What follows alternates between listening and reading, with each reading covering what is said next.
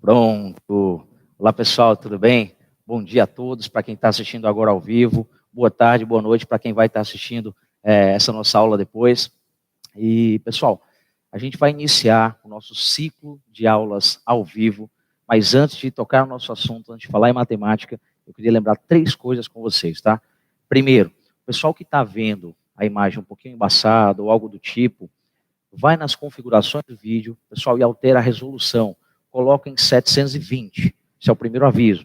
Segundo aviso, com relação Felipe, eu perdi essa aula de matemática e agora a minha internet está travando, que vai acontecer em alguns momentos durante a nossa transmissão. Pessoal, não se preocupe com isso. Nossa aula, pessoal, a gente está aqui ao vivo, como eu falei para vocês, mas a gente está tomando todos os cuidados com segurança, a gente sabe do problema que a gente está passando, e assim, todos os cuidados, todas as medidas estão sendo tomadas para que a gente tenha esse momento da forma mais segura possível. Bacana? Pessoal, iniciando, que nos interessa aqui um pouquinho de matemática para a gente vai começar uma revisão do nosso capítulo 1, um capítulozinho que não deixa de ser uma revisão de assuntos do 8º ano, assuntos de 7º e de 6º ano. A gente vai trabalhar hoje, pessoal, os conjuntos numéricos, mais especificamente, o conjunto dos números racionais. Embora, em alguns momentos, eu vou estar pincelando um outro conjunto que a gente possa vir a utilizar no meio das nossas questões. De antemão, pessoal, o que é o conjunto dos números racionais? Vou conversar um pouquinho antes da gente partir para o quadro. O conjunto dos racionais é aquele chamado de conjuntos fracionários, onde a gente tem os decimais exatos e, para a nossa aula de hoje, nosso capítulo muito forte, a parte de dízimas periódicas. Vamos começar aqui devagarzinho. Pessoal, o símbolo dos números racionais é esse Qzinho, né, com um tracinho, e as dízimas periódicas, para você que não lembra o que é uma dízima periódica, é um número com essa estrutura aqui. Ele é um termo, pessoal, ele é um decimal que tem uma repetição que é infinita e periódica. É o mesmo número que vai se repetindo várias vezes. Eu trouxe aqui um exemplo para a gente ver, do 2,4, esse tracinho em cima indica uma repetição de 15, 15, 15, tá? E nomeando esses termos, esse 15 é o que a gente chama de parte periódica, esse 4 que vem depois da vírgula, ele é o chamado antiperíodo, ou parte não periódica, e obviamente o que a gente tem antes da vírgula é também chamado de parte inteira. Vocês estão vendo que tem um 0 apontado para cá, um 9 apontado, a gente vai já ver o que significa isso, tá? Pessoal, as dízimas periódicas, elas se dividem em 2 grupos. A dízima periódica do tipo simples e a dízima periódica do tipo composta. Qual é a diferença? Pessoal, a dízima periódica do tipo simples é aquela que, após a vírgula, eu já tenho o termo que vai se repetir. O nosso faz parte do que se repete, para só então começar a parte periódica. Aqui no nosso exemplo, ó, esse 1 é o que a gente chama de antiperíodo, e esse 3 é o que vai se repetir infinitamente. Bacana? Agora, pessoal, na parte de dízima periódica, na parte de cima, no numerador, a gente vai escrever o número todo sem a vírgula. Tudo que você está vendo aqui. Pessoal, se é 02, eu vou escrever o 02. Agora, pessoal, no sorteio aí da loteria, quando é chamada a dezena número 6, pessoal, a gente sabe que sai o número 6. Esse 0 daqui, ó, não tem interesse para a gente. Então, 02 é a mesma coisa que 2. E aí, voltando aqui para essa história desse 0 e esse 9, a gente traz uma regrazinha prática que é, no denominador dessa fração, para cada algarismo do nosso período, a gente acrescenta o número 9. Pessoal, quem é que está se repetindo aqui? Número 2. O 2 tem quantos algarismos? Só um. Pessoal, coloca o 9 para ele. Felipe, quer dizer que se eu pegar o 2 e dividir pelo 9... Pessoal, vamos para outra, ó. A dízima periódica composta, agora entrar composta. 0,1333. Pessoal, por que essa aqui é composta mesmo, hein? Muito bem, porque tem um termo que não faz parte do que está se repetindo. E como é que a gente faz isso? Pessoal, também encontrando a fração jeitinho aqui. Muito bem. Pessoal, aí vem, ó. Aí vem.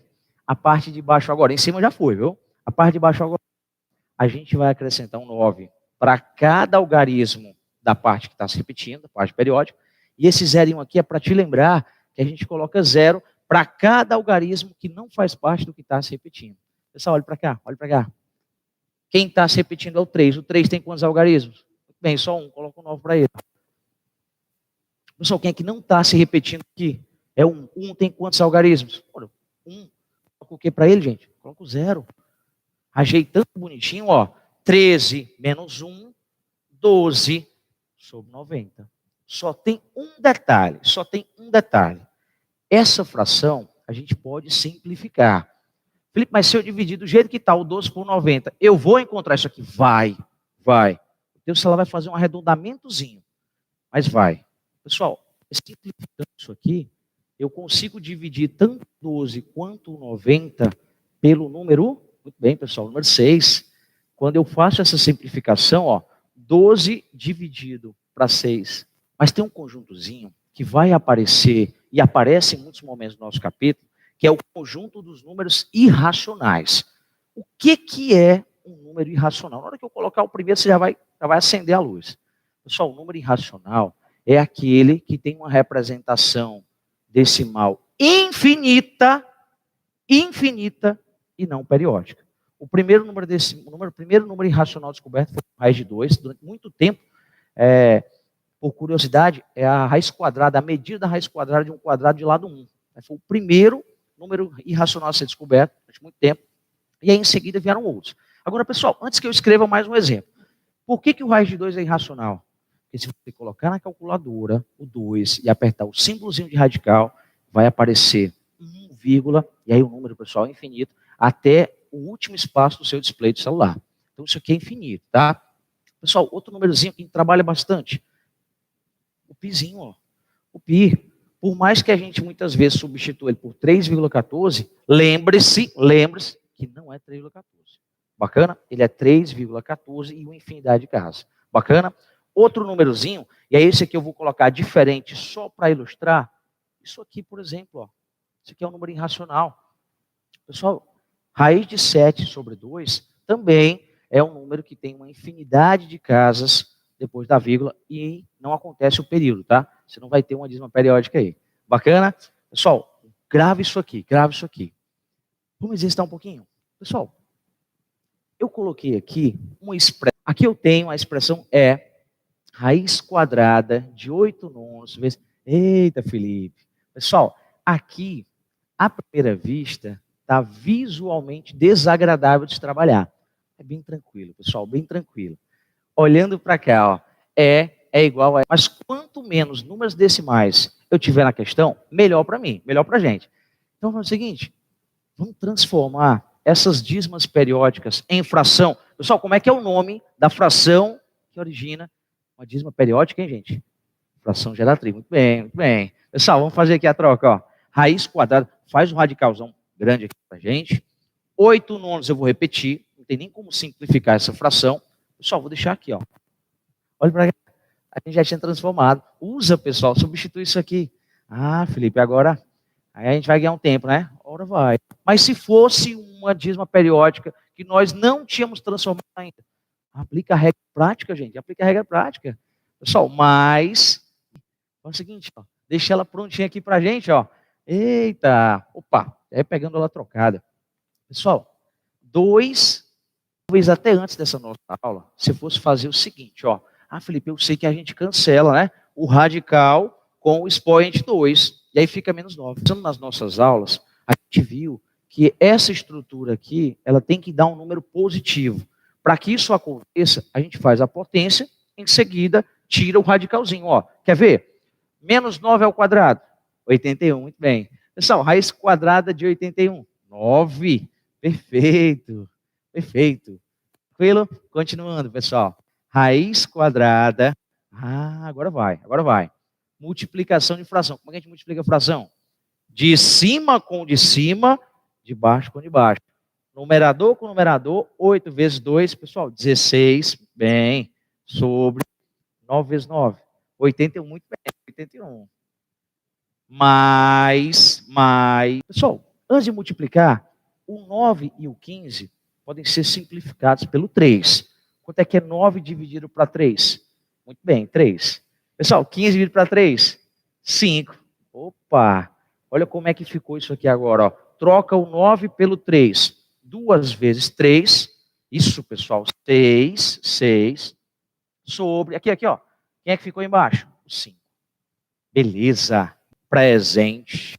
Soma de frações, 4 nonos mais 6 quintos. Pessoal, como a gente faz soma de fração? Vou fazer aqui do ladinho, tá? Ó. Aqui do ladinho para a gente não fazer, mas não precisar apagar o quadro. Aqui, primeira coisa, MMC dos denominadores. Pessoal, MMC de 9 e 5. Eu vou colocar bem aqui, ó, continuação, tá? Continuação. Pronto. Ei, MMC de 9 e 5. Lembrando que é o múltiplo, tá? A história do múltiplo. Vem para cá, ó, vem para cá, ó. MMC de 9 e 5. Isso, pessoal, 45, ó. Coloca o 45 aqui. Bacana? Em seguida, ó.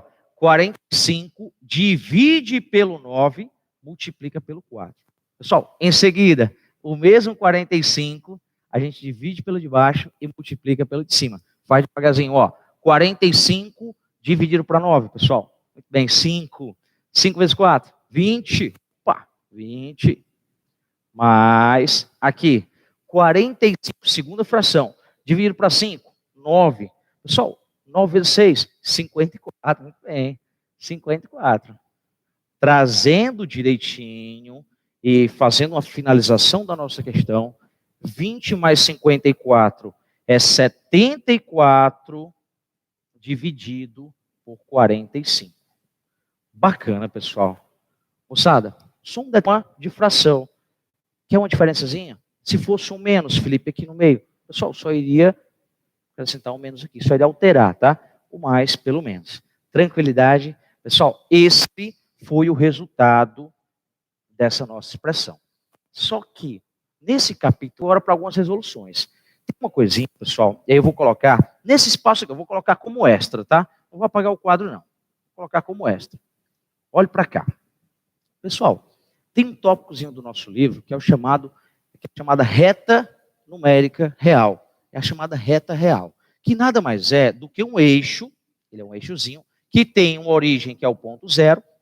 À nossa direita, eu tenho os valores positivos. Isso também é um tópicozinho do nosso livro, nosso material.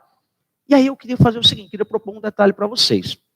Felipe, como é que eu represento um número fracionário na reta real, nessa retinha que você está falando aqui agora? Pessoal, a gente tem que transformar esse número fracionário em um número desse. Pessoal, como é que eu marco 1,6 aqui nessa reta real? A gente marca 1,6 aqui. Pessoal, está aqui o 1, está aqui o 2. Lembrando que aqui isso é a parte positiva, tá? Pessoal, não vai ter que estar nesse intervalozinho aqui, ó. Para ser mais preciso, eu vou usar a letra E aqui para representar ele, tá bom? Pronto. Esse pontinho apresenta pela letra E da nossa expressão. Olha o seguinte, vamos um pouquinho mais na frente. Um pouquinho mais. Se eu quisesse representar o número π. Pessoal, o número π, lá do nosso conjunto dos irracionais, que a gente também tem essa habilidade a ser trabalhada. Pessoal, o π, ele é aproximadamente quanto? A gente conversou lá no comecinho. Muito bem, 3,14. Ei, o 3,14 vai estar onde nesse nosso intervalo? O nosso π. Bacana? Pessoal, é um capítulo, né, essa nossa revisão é de um capítulo muito ligado ao nosso 8º ano. Então, repare que em alguns pontos aqui, a gente até já ganha um pouco de tempo, porque são assuntos que a gente já vem trabalhando ao longo de uma carga horária de estudos. Mas surgem, sim, dúvidas, principalmente sobre com relação a essa nossa regra prática. E aí, vou fazer o seguinte, eu vou colocar uma questãozinha, já vou deixar a resposta, e aí eu queria que vocês, vai finalizar a nossa aula agora, e eu queria que vocês tentassem ela em casa. É uma tarefa de casa, eu sei que é um pouco redundante, porque você está em casa, né? Eu vou colocar uma expressãozinha para que você faça, já vou deixar a resposta, e você vai tentar chegar nesse resultado. Bacana? Vou apagar aqui, vou colocar aqui no comecinho, né, que você não vai precisar disso aqui mais não. Qualquer coisa, uma tarefa obrigatoriamente de casa, né? Tarefa obrigatoriamente de casa. Vou deixar aqui dentro, ó. Pronto. E aqui a resposta eu já vou colocar. Eu já trouxe uma pesquinha aqui para deixar vocês afiados, tá? Com relação à nossa expressão. A tarefa de casa vai ser essa aqui, ó. Bem tranquila. Não vá assustar com nada, não. 0,4, essa dízimazinha, ó, não esquece. Mais 0,3, outra dízimazinha, menos 0,4. Pessoal, a resposta disso aqui vai ser 0,6. Se você faz pela parte aqui, 0,6. Bacana? Pessoal, essa foi a nossa aula. Não deixe de acompanhar durante a semana as outras aulas ao vivo que nós teremos. É um momento até da gente ter uma certa disciplina de estudos em casa. A nossa intenção é a melhor possível para que você mantenha essa rotina, não tenha essa quebra com relação a tudo isso que está acontecendo. E eu já deixei essa tarefinha de casa, obrigatoriamente, para que você já tenha um exercício ou outro. Então, assim, espero ter ajudado vocês com tudo isso, com toda essa nossa explicação. E a gente vai ver um meio para que a gente tenha uma interação, mesmo sendo uma aula ao vivo, para responder dúvidas. Assim que a gente tiver um canal, que a gente tiver um meio, a gente vai estar divulgando para vocês. Pessoal, muito obrigado pela sua oportunidade de manhã. E a gente até a próxima, pessoal. Tchau, tchau.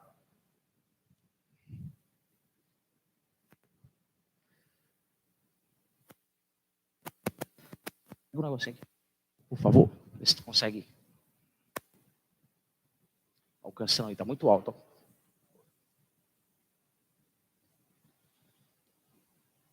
Certo.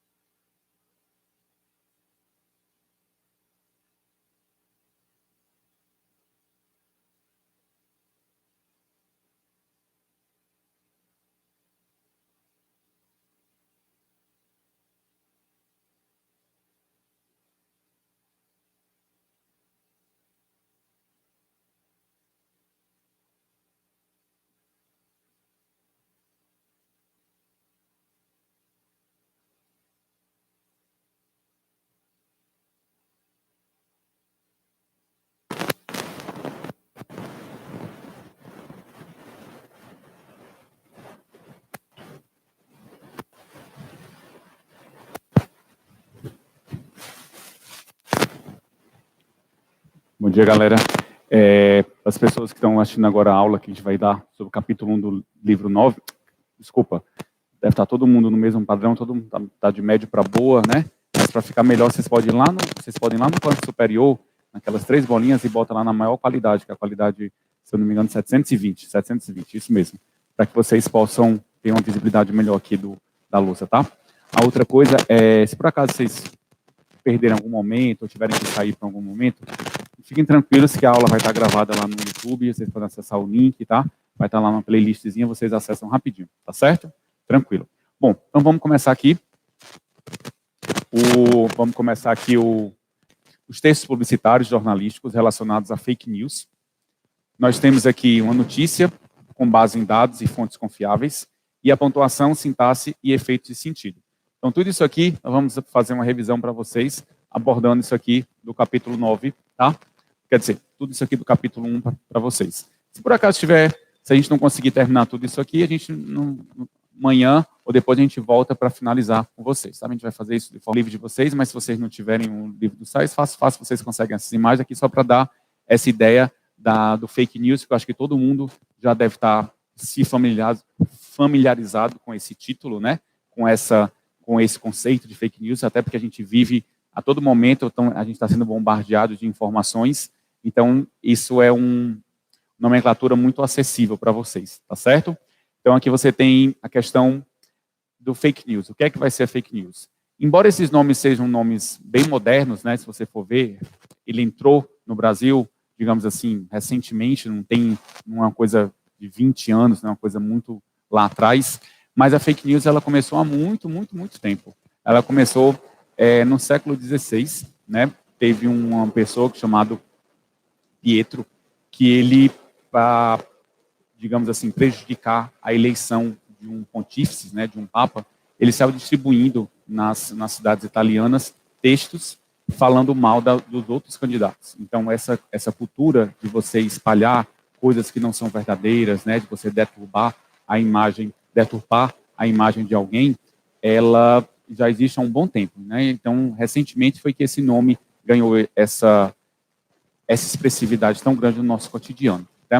Então, a expressão fake news, ela é recorrente na mídia, as chamadas fake news vêm causando alvoroço por parte dos usuários das mídias digitais. O termo em inglês originou-se nos meios de comunicação para referir não a expressão fake news, tá?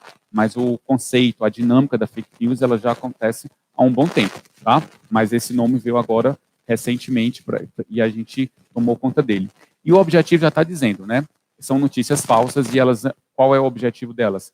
Elas têm todo esse objetivo que foi falado para vocês, de criar uma informação falsa a ponto de prejudicar as pessoas, a imagem de alguém, ou então para tumultuar, para causar um certo medo, uma certa insegurança nas pessoas. Então, a gente tem que ter muito cuidado quando a gente pega uma informação, a gente checar as fontes, a gente checar de quem está passando para a gente, né? Mesmo que a gente receba uma mensagem de uma pessoa confiável, a gente vê se aquela mensagem que ela está compartilhando, a fonte é confiável. Não é se a pessoa que está mandando para a gente é confiável, mas a fonte que ela está mandando. Porque às vezes você recebe uma mensagem de um pai, de uma mãe, ou de um grande amigo. É lógico que o seu pai, sua mãe, seu grande amigo são pessoas confiáveis. Mas aquela fonte que ele está transmitindo, será que foi uma fonte confiável? Então é bom a gente sempre fazer essa checagem, para a gente não ficar espalhando coisas que não são verdadeiras, espalhando fake news, né?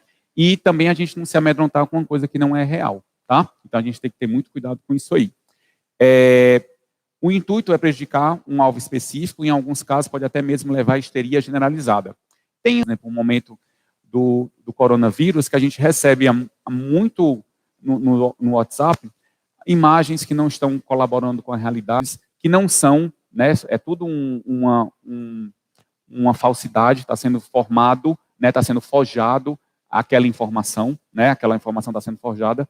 Então a gente tem esse cuidado para quando a gente receber, a gente realmente ter esse critério de ir na fonte, de checar, procurar os sites oficiais do governo, procurar os órgãos, os jornais de grande circulação que estão respaldados com a questão da cultura da informação, mas na sua realidade, tá? Para que a gente não possa estar disseminando coisas que não são reais e depois a gente ter que passar depois outra mensagem para dizer que a gente estava errado, né? Ou então a gente se amedrontar ou causar uma certa histeria, como está sendo falado aqui para vocês, uma coisa desnecessária, tá? Então é preciso ter muita cautela quando o assunto é compartilhado de informações, sobretudo nas mídias, nas redes sociais. Eu quis mostrar aqui para vocês o WhatsApp, Facebook, Instagram, porque são as grandes fontes que nós temos de disseminar fake news, né? Então, quando você vai para as fake news, onde é que elas atuam com maior força?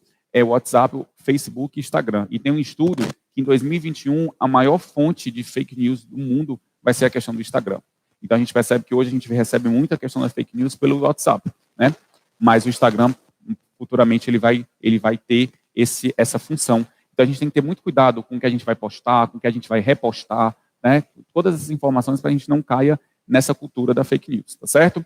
Ligada principalmente à política, todos os tipos de públicos estão suscetíveis a essa armadilha, sobretudo as pessoas com baixo grau de escolaridade e senso crítico. Porque quando a gente tem uma boa escolaridade, quando a gente tem um senso crítico, a gente tem esse cuidado de checar a informação, então a gente não cai, a gente pode até receber, mas a gente não repassa, né?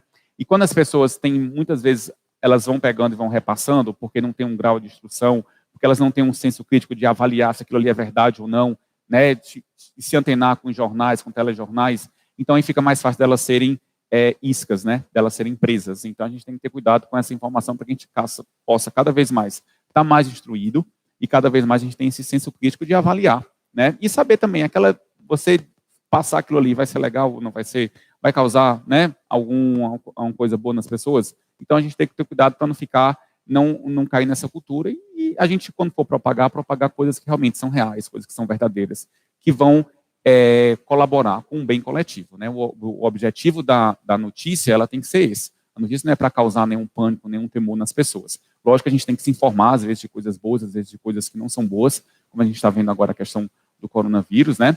Mas o objetivo maior é a questão da informação, para que a gente possa formar uma fake news que circulou recentemente, tem menos de uma semana, sobre a questão da aposentadoria dos mais idosos que estivessem saindo nesse momento que as pessoas estão pedindo para ficar em casa. Então, ela circulou durante algum tempo nas redes sociais, e logo depois, as pessoas que propagam fake news, elas estão se instrumentalizando e estão ficando muito técnicas. Então, elas dizem que são formadas, que são professores da cidade, é o que elas querem propagar. Mas a gente tem que ser mais esperto do que eles, né? Então, a gente tem que ser mais esperto nesse sentido. A gente pode até ler, mas antes de ler, nós podemos até ler, mas autores, né, escritores, né, jornais, telejornais que estão primando por essa verdade, por essa veracidade, por esse bem coletivo, e aí a partir daí a gente valida aquela informação ou não.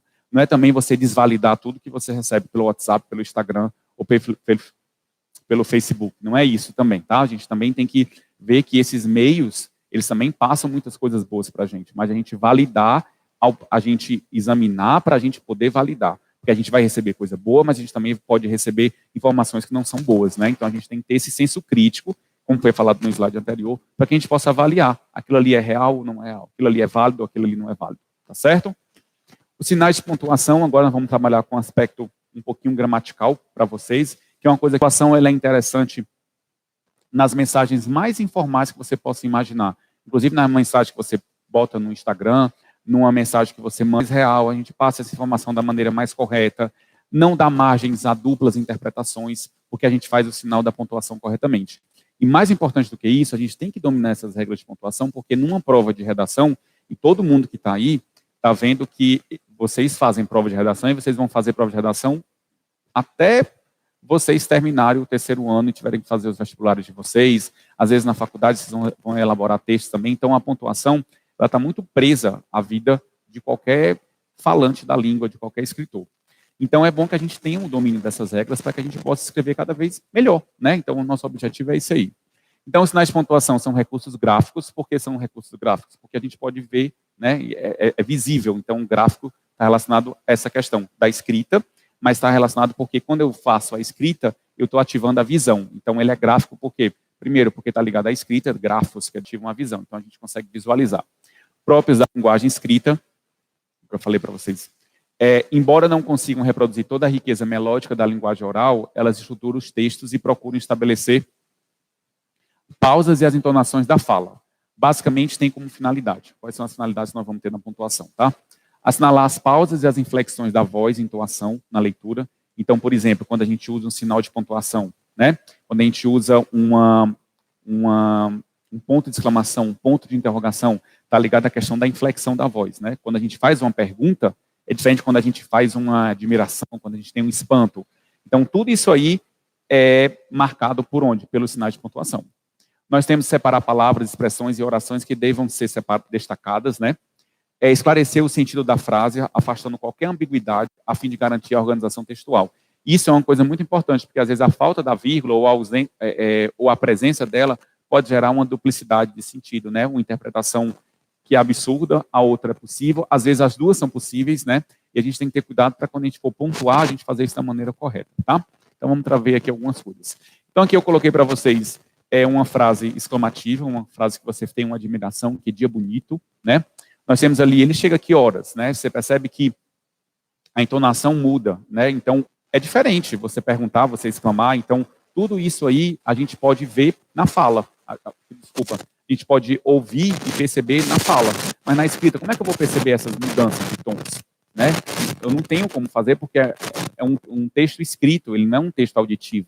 Então, como é que eu faço isso? Eu vou fazer onde? Pelos sinais de pontuação. Então, os sinais de pontuação, ele vem para dar essa proximidade maior com a questão da fala, para a gente poder aproximar cada vez mais da maneira como nós falamos, tá? E dar essa questão de veracidade, essa questão de verdade, de sentimento, quando você está lendo um texto, tá?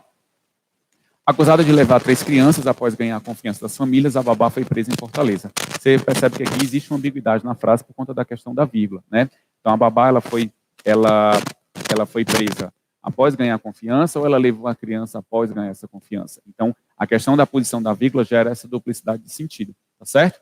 Então, para a gente ter cuidado, para a gente fazer as pontuações corretas, e lógico que isso aqui a gente vai adquirir com a prática e a gente consegue perceber essa vírgula está correta, essa vírgula não está, mas a gente vai ver alguns casos que vão ajudar vocês bastante, tá? A vírgula indica uma pausa pequena, deixando a voz em suspenso à espera da continuação do período. Geralmente ela é usada. Então, vamos ver aqui algumas coisas bem práticas da vírgula, como é que nós podemos usar a vírgula. Nas datas, para separar o nome da localidade, então todo mundo que vai fazer um formato de data, seja carta, né? Hoje é difícil a gente receber carta, mas a gente recebe e-mail, a gente manda e-mails para as pessoas, às vezes a gente vai escrever um bilhete, às vezes um recado, então a gente pode fazer a data, e qual é o formato correto da data? Você bota a cidade, depois essa vírgula aqui ela é obrigatória, ela não é opcional, você vem com a data e tem que ter um ponto final. Então todos esses sinais de pontuação, tanto a vírgula aqui como o ponto final, no dia 25 de agosto de 2017. Então como ela foi reduzida, então existe, se fosse uma frase, ela teria pontuação. Então na data também existe essa pontuação. Você vai redução da frase, tá certo? E você botando o ponto final, você não vai ter problema com nenhum tipo de corretor, com nenhum tipo de vestibular. E você deixando a vírgula aqui, você pode ter problema com algum tipo de corretor. Então, qual é a melhor maneira? A gente vai fazer de um jeito que a gente agrada a qualquer tipo de corretor, a qualquer tipo de texto. E fica muito mais interessante, muito mais bonito, tá? Quando você bota sinais de pontuação e quando você faz isso da forma correta, tá certo? Impressiona, tá, gente? Após os advérbios sim ou não, usados como resposta no início da frase. Você gostou do vestido? Sim, eu adorei. Pretende usá-lo? Não, no fim de semana. Pretende usá-lo hoje? Não, no fim de semana.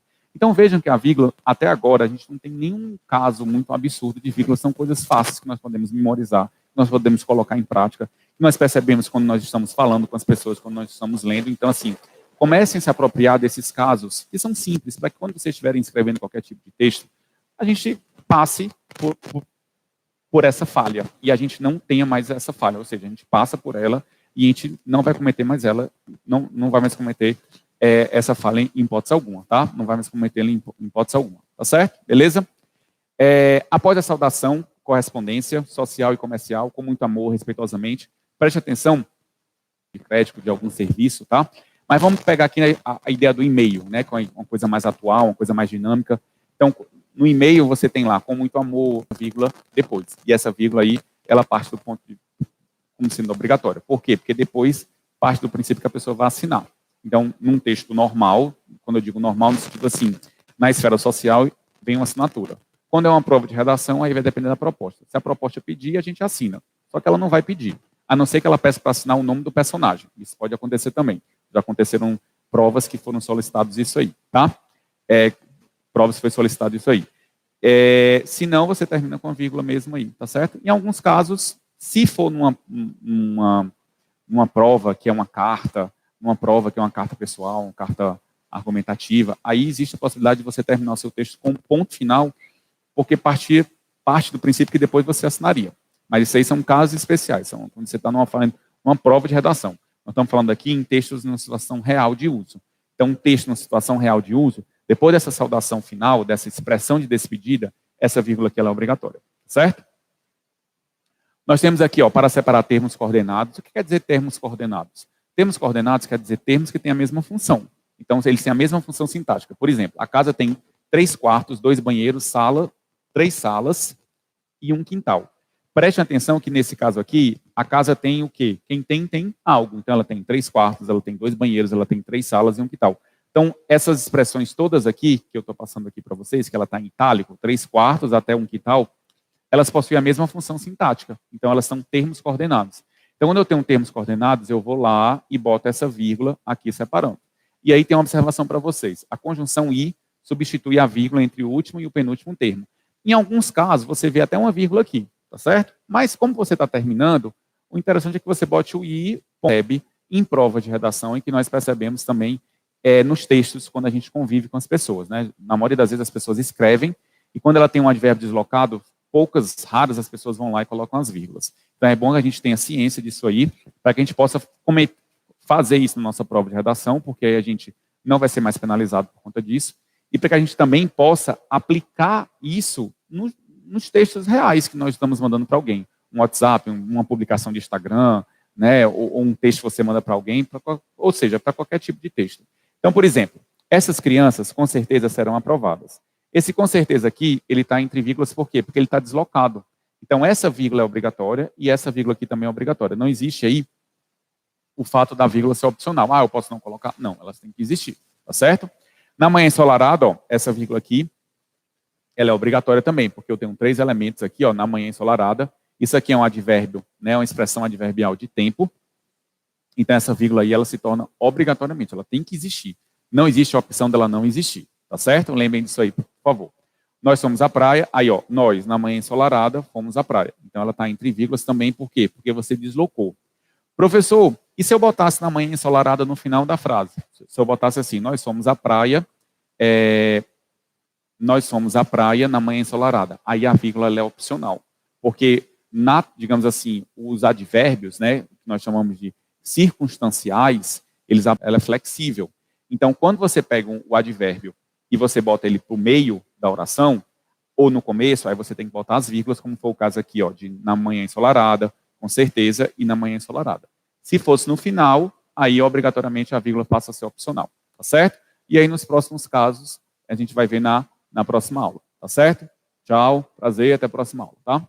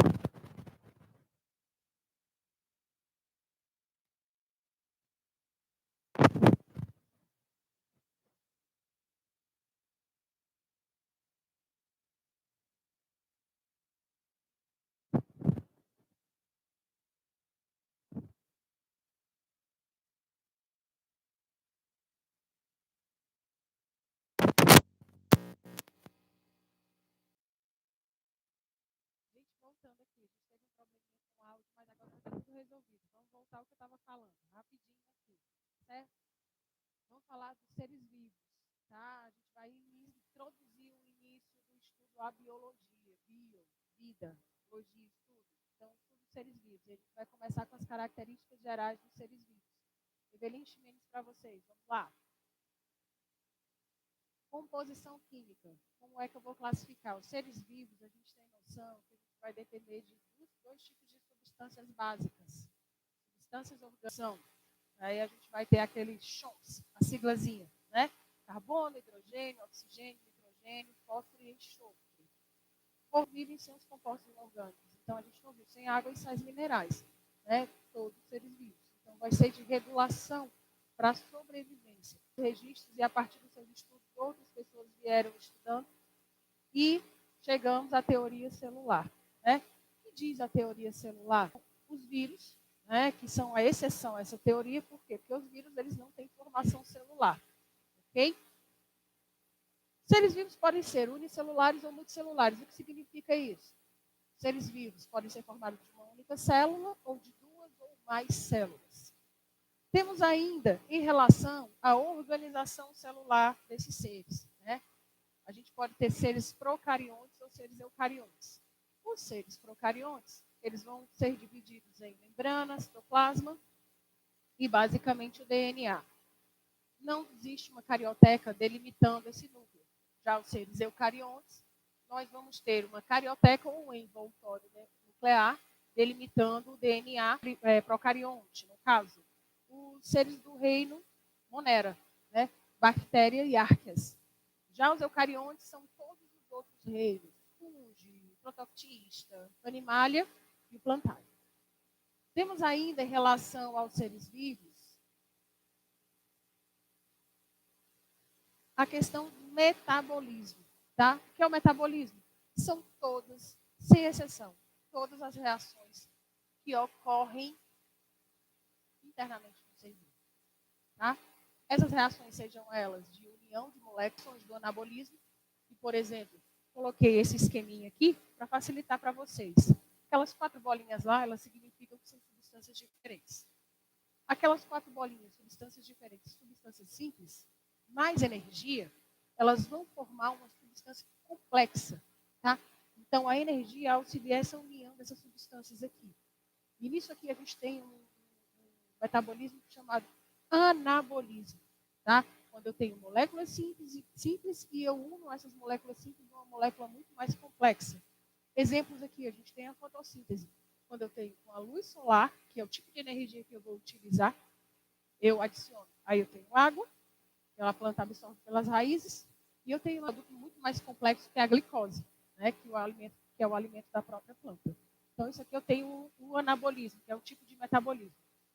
A outra situação, eu vou ter o catabolismo. Significa isso. Lá, as 4 bolinhas estão juntas, significa que eu tenho uma estrutura muito mais complexa, e essa estrutura complexa, ela vai ser quebrada nessa reação, né, de catabolismo em estruturas mais simples, em compostos mais simples, e vai ter o desprendimento de energia. Tá? Aqui eu tenho como exemplo a respiração celular, onde eu tenho uma estrutura complexa como a glicose, né? A respiração celular ocorre dentro das células. Tenho ainda outra característica de ser vivo, chamada reprodução.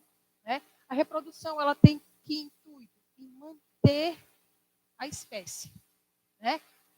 Dar a sobrevivência à espécie. Só que existem vários tipos de reprodução.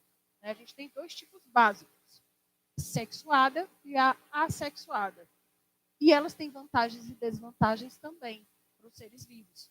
Quanto à sexuada, o que é que acontece? ela está relacionada ao envolvimento de gametas masculinos e femininos.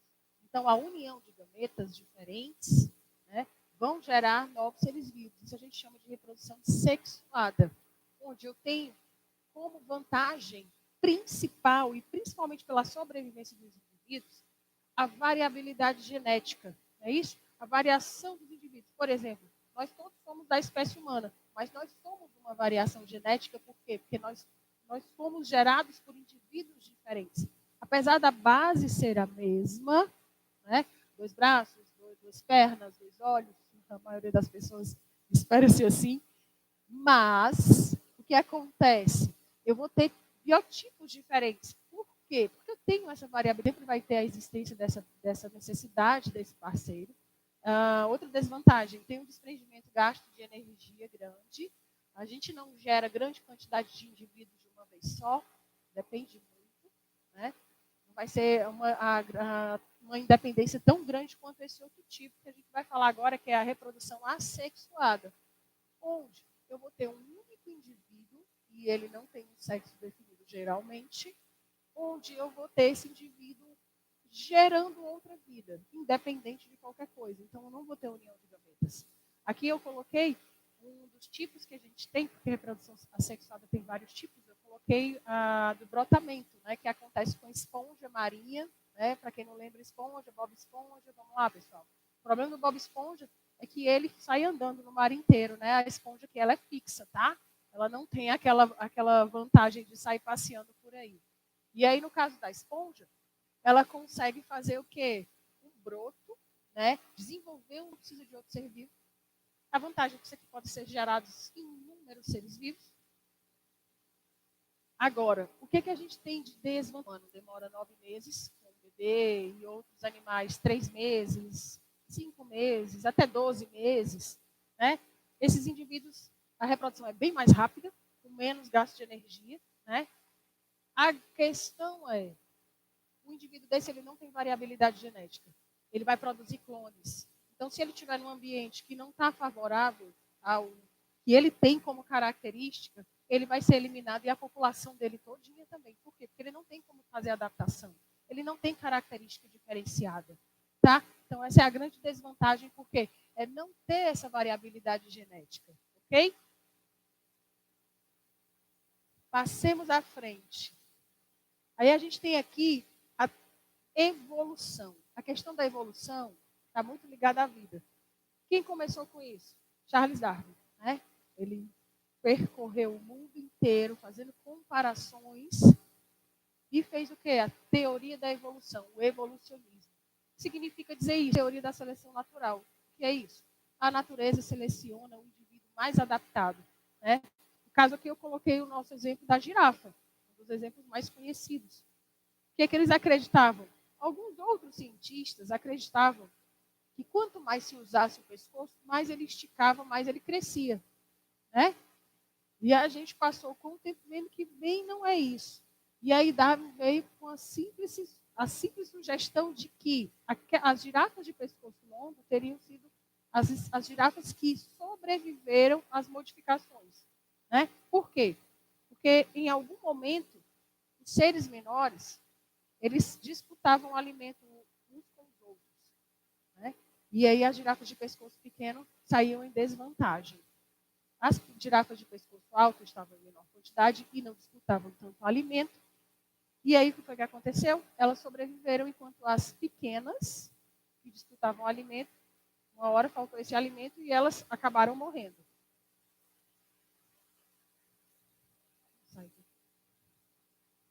Eu vou trocar aqui o microfone e eu já volto. Gente. Não está funcionando ainda?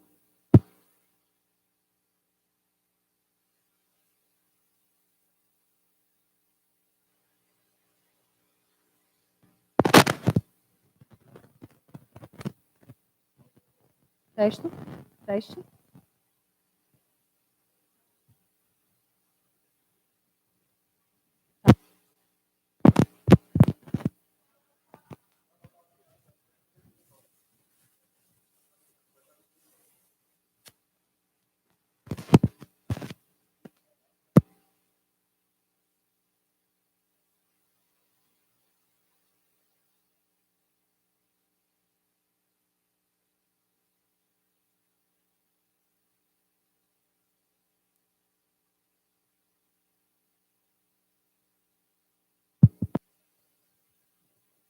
aqui assim. Tá bom? Tá bom? Voltando, galera, foi mal aí. Eu tinha que dar um jeitinho no microfone para vocês ouvirem direitinho, tá bom? Mas não chorem, não. Don't cry for me. Voltando, irritabilidade, tá? É outra sensação. O arrepio pode ser um resultado de estímulo de qualquer situação, né? No caso, até as próprias plantas, elas respondem a esse estímulo, tá? Independente de qualquer coisa. Continuando.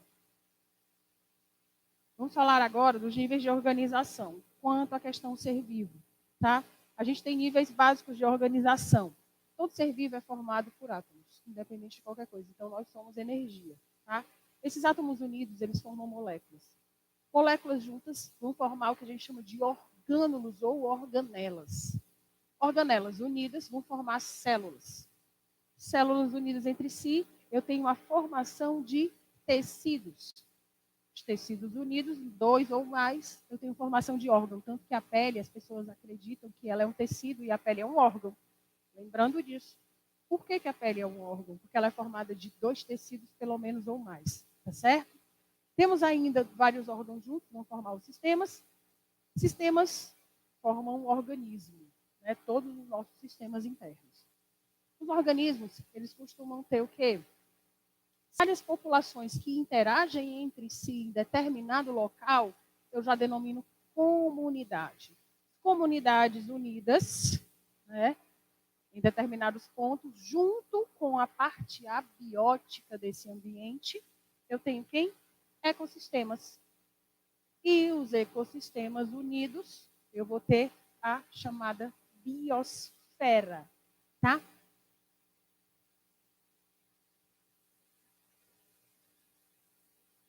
Tentando aqui, foi dar certo. Passamos lá para a origem da vida. Voltando. Metodologia científica. Faz parte ainda desse capítulo. Por quê? Tenho que observar. Tem algo de errado. Eu cheguei naquele ponto, observei. Né? Então, eu fiz uma observação. Eu vi o que estava acontecendo. A partir do momento que eu estou vendo o que está acontecendo, eu vou me fazer perguntas sobre aquilo ali. Eu vou me perguntar por que isso está acontecendo. O que foi que aconteceu para aquilo ali estar ali, daquele jeito? Então, eu me faço perguntas. Depois dessas perguntas, eu vou formular várias hipóteses na minha cabeça. Assim trabalhou Darwin, assim trabalhou Lamarck, assim trabalharam todos esses grandes cientistas que nos fazem estudá-los até hoje, tá? Formulário ali vai dar, tá? Depois que eu fiz o experimento, eu tenho resultados. Desses resultados, eu vou analisar todos esses resultados. E a partir daí, eu vou aceitar ou não aceitar a hipótese que eu propus. Né? Algumas hipóteses, elas permanecem sendo teorias. Por quê? Porque a gente não tinha subsídio suficiente para poder dizer que aquilo ali realmente aconteceu. Né? Mas a gente pode aceitar ou rejeitar a hipótese. Isso aqui tudo em relação a todos os estudos que a gente vai fazer, principalmente a origem da vida na Terra. Tá? Vamos ver se conseguimos aqui ver a origem, pelo menos a parte dos cientistas. A questão é, existem várias maneiras de pensar sobre a origem da vida. E nós ficamos entre duas delas, biogênese e abiogênese. É isso? A biogênese significa que a vida surgiu a partir de matéria inanimada, de seres que não tinham vida. Acreditava-se nisso desde a época de Aristóteles, né? Onde os experimentos que eles faziam, eles uniam roupa suja, suor, comida, e daquilo ali eles acreditavam que era do lodo dos rios. Então, acreditava-se na biogênese desde sempre. E aí veio Redi com uma situação onde, se surgiam larvas na carne, de onde vinham essas larvas? Aí foi a primeira pergunta que Redi fez com relação ao método científico. Né? Então, ele fez o primeiro experimento. Ele pegou pedaços de carne, colocou em potes diferenciados, né? Colocou um pote aberto e outro fechado com uma pequena gaze e começou a observar durante vários dias e notou que no pote aberto surgiam moscas.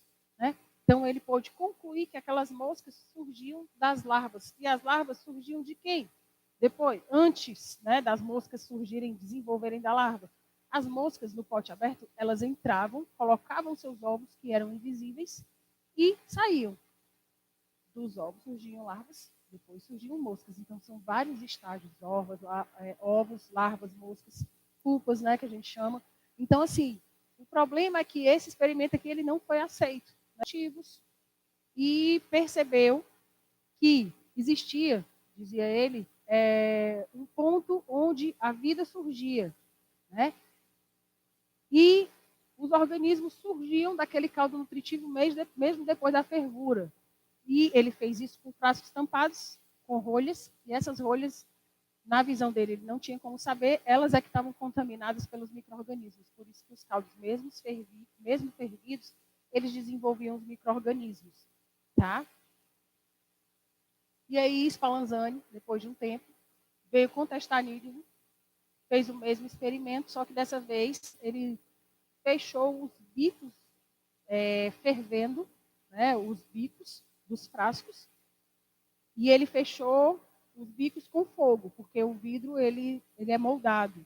E aí ele percebeu que fervendo, depois de muito tempo, não acontecia o surgimento de micro-organismos. Só que o que acontece? Nieding acreditava no tal do princípio ativo, né, de onde tinha uma força vital, e aí ele disse que pelo tempo que Spallanzani ferveu esses líquidos, a força vital ele foi destruída. Fora que quando ele tapava os frascos, ele disse que também essa força vital ela não deveria existir mais. E aí ele contestou e continuaram acreditando no Nieding. Até que veio Pasteur, né, que conseguiu fazer experimentos com os bicos dos frascos abertos, né, só que ele alongou, ele moldou os bicos dos frascos. Os micro-organismos, que obviamente estão no ar, só conseguiam chegar até esses pontos, né, eles não ultrapassavam, mesmo estando aberto o frasco, e ele tendo fervido o caldo nutritivo. E aí ele foi, depois de fazer tudo isso, abriu, quebrou o frasco dos caldos nutritivos e percebeu que os micro-organismos se desenvolviam mesmo tendo fervido. E nos frascos onde não era quebrado, os micro-organismos provavelmente ficavam aqui nessas dobras que ele tinha feito com fogo. Então, assim, Pasteur foi o fechamento para justamente a gente tirar a biogênese da situação, né? Para a gente derrubar esse tipo de hipótese.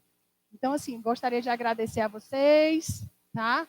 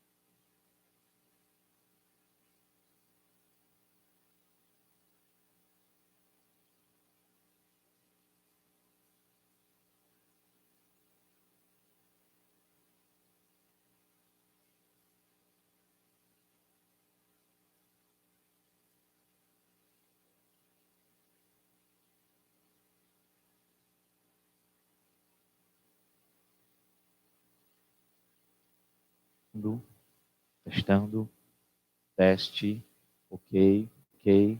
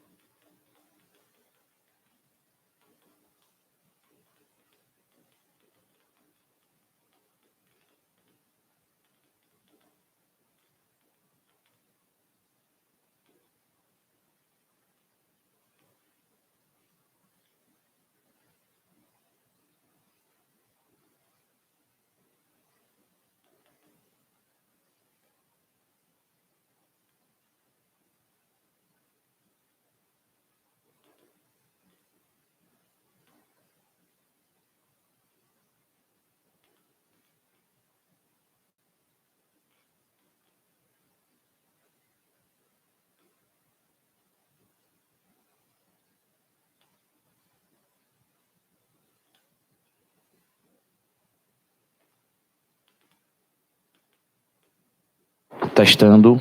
Oi, testando.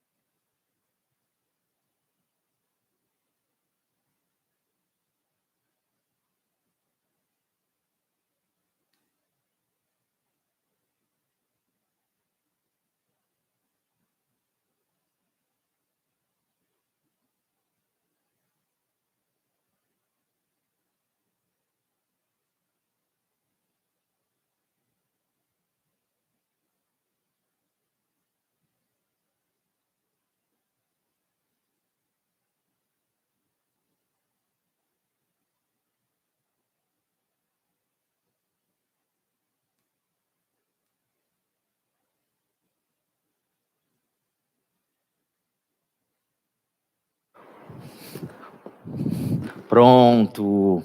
Olá, pessoal, tudo bem? Estamos de volta aqui com a nossa segunda aula da manhã de matemática.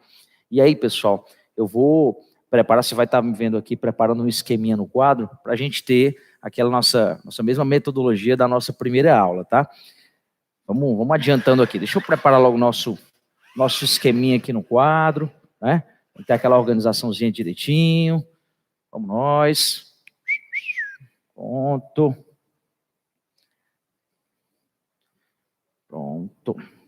Isso é um esquema mínimo, tá, pessoal? Um esquema mínimo.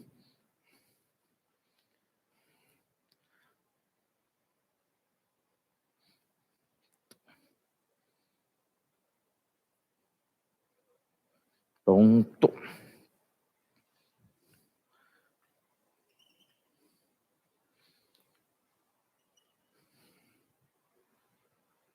Aqui, o mesmo esqueminha.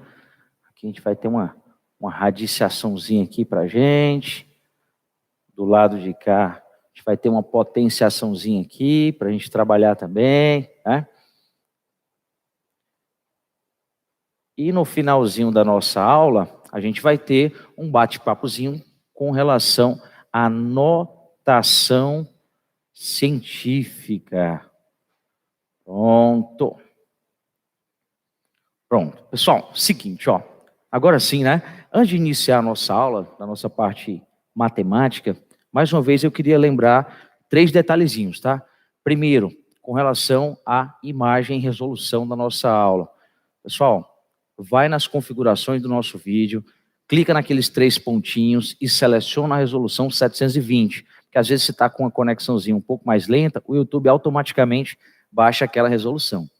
Segundo detalhe, Felipe, eu não estou conseguindo acompanhar porque está travando o vídeo. Pessoal, não se preocupa com isso.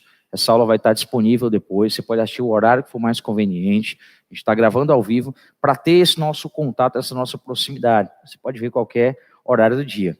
E o terceiro aviso é com relação aos cuidados que a gente está tendo, cuidados de higiene, cuidados desde higienização de material. Então, assim, tudo está sendo feito de forma segura para que a gente tenha esse nosso momento e seja proveitoso para todo mundo. Bacana? Pessoal, no nosso capítulo 2, revisando o capítulo 2, a gente se depara com 3 momentos do nosso capítulo. Primeiro, com relação à potência. A gente trabalha potências com números naturais, potência com números inteiros e potências com números fracionários. Pessoal, por que a gente já vai começar a potenciação com expoentes fracionários? Pessoal, porque se o meu aluno entender como se desenvolve, como se resolve uma potência 81 elevado, pessoal, a 1/4. Epa!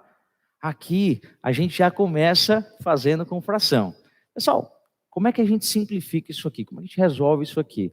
Primeira coisa, quem é o 80? Opa!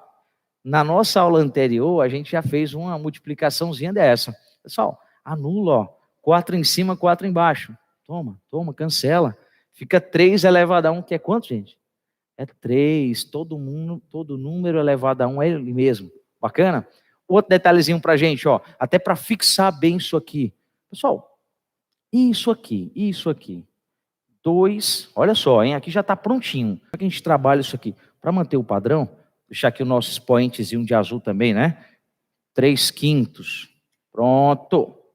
Como é que a gente trabalha isso aqui? O mesmo esqueminha, ó. Potência, parênteses e o nosso expoentezinho fora. Repete a nossa base e multiplica os expoentes. O mesmo esqueminha, ó. 5 que está fora. Opa, o 5 que está dentro. Multiplicado com quem? Multiplicado com o 3/5 que está fora. Vai ter uma diferençazinha aqui do nosso anterior. Devagarzinho, ó. Pessoal, o mesmo esquema. Parte do 5 em cima, o 5 também embaixo, ó, na multiplicação de fração. O que a gente faz? Cancela, ó. Toma. O que é que eu tenho agora? Eu tenho 2 elevado a 3 presente. Lembra da parte que fazer potência com número inteiro é muito mais simples que com expoente fracionário? Pessoal, sabe o fracionário você faz quando o expoente é inteiro também. Aqui eu tenho 2 elevado a 3. Quem é 2 elevado a 3? Pessoal, muito bem, é 8. É 8. Bacana? Aí vamos fazer o seguinte. E quando eu tiver isso aqui, gente? Quando eu tiver isso aqui, ó. 1/5 elevado... 1/25, perdão. 1/25 elevado...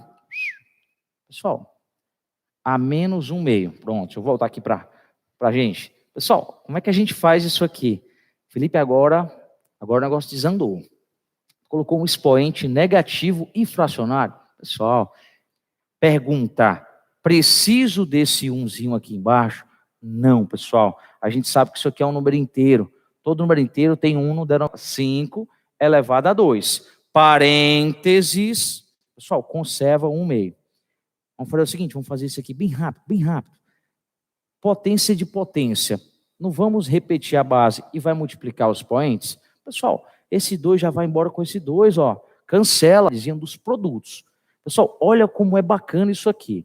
Raiz quadrada do 3 vezes a raiz quadrada do 12. Como é que nós operamos com isso aqui? Pessoal, alguém sabe quem é a raiz quadrada de 3? Não. Raiz de 12, muito pior. Mas vem cá. Propriedade do produto dos radicais. Como a gente aplica? Pessoal, a gente combinou em sala de aula que a raiz de 3 vezes a raiz de 12 é a raiz de 3 vezes o 12. 36. Pessoal, raiz quadrada de 36 de cabeça, 6. Opa, perdão. Raiz quadrada do 36 de cabeça, 6. Bacana? Olha como é fantástico. Ó. 2 números que não têm raiz quadrada exata, números irracionais. Quando eu aplico a propriedade, eu me deparo com 2 números que o produto dá um número com raiz quadrada inteira. Bacana? Possível de se calcular. A outra propriedadezinha é com relação a essa aqui, ó. A raiz quadrada, pessoal, de 18 dividido para 2. Pessoal, divisão. Aqui eu tenho uma divisãozinha. Eu vou colocar, aplicando a propriedade, de forma contrária. Repare que aqui eu tinha, ó, um produto separado e eu juntei. Aqui eu tenho uma divisão juntinha. Pessoal, raiz quadrada de 18 sobre 2. Eu posso, de fato, fazer a divisão, ó, raiz quadrada de 18 sobre 2. Pessoal, que é 9. E quem é a raiz quadrada do 9? É 3, pessoal, é 3. Com um detalhezinho.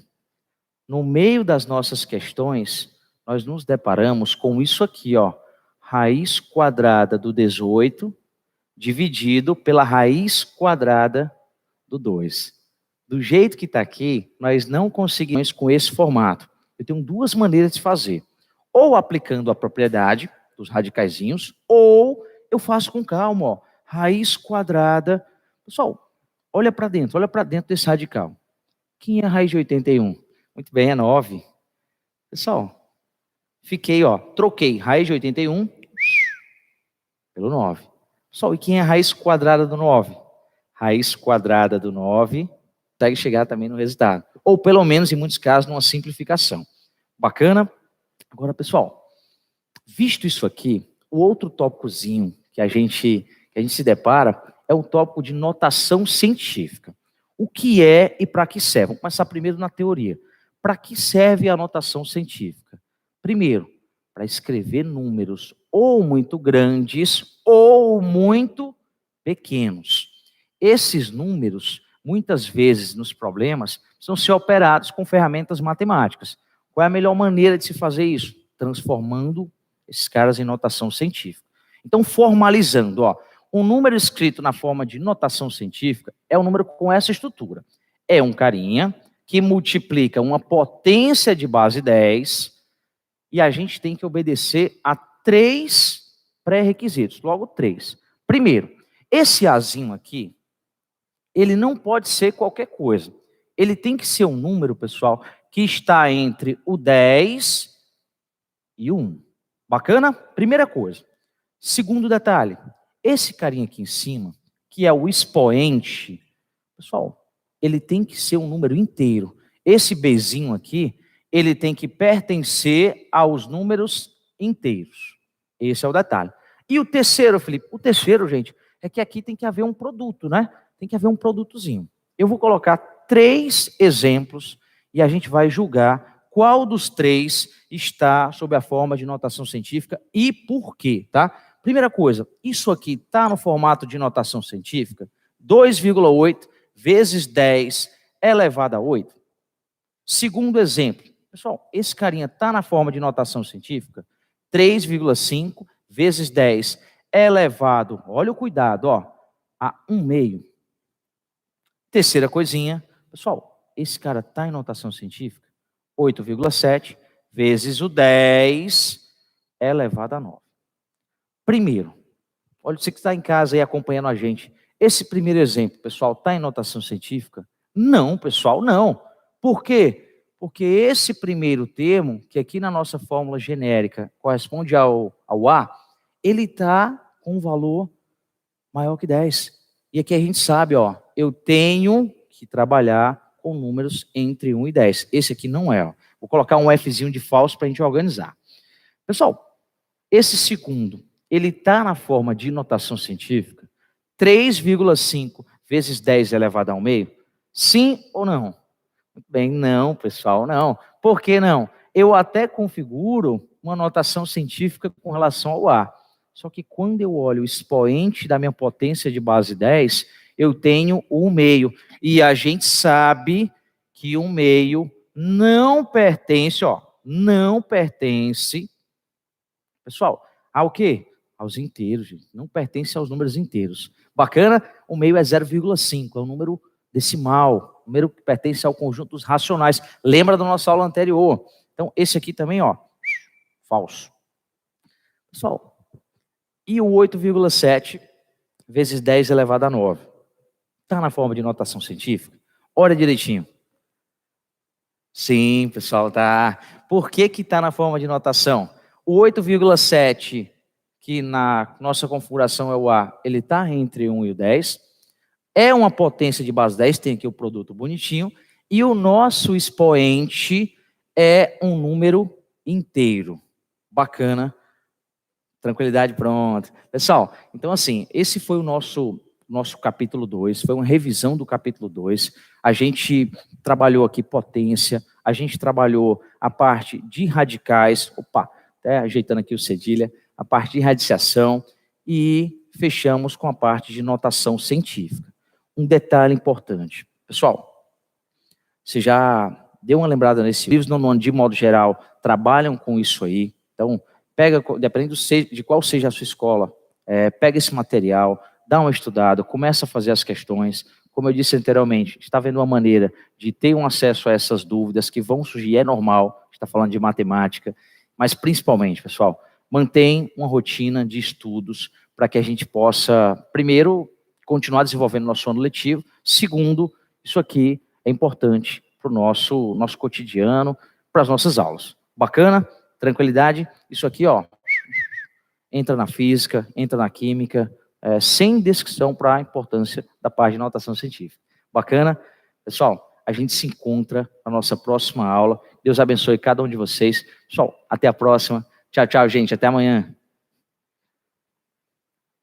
Isso. Eita, eu não alcanço.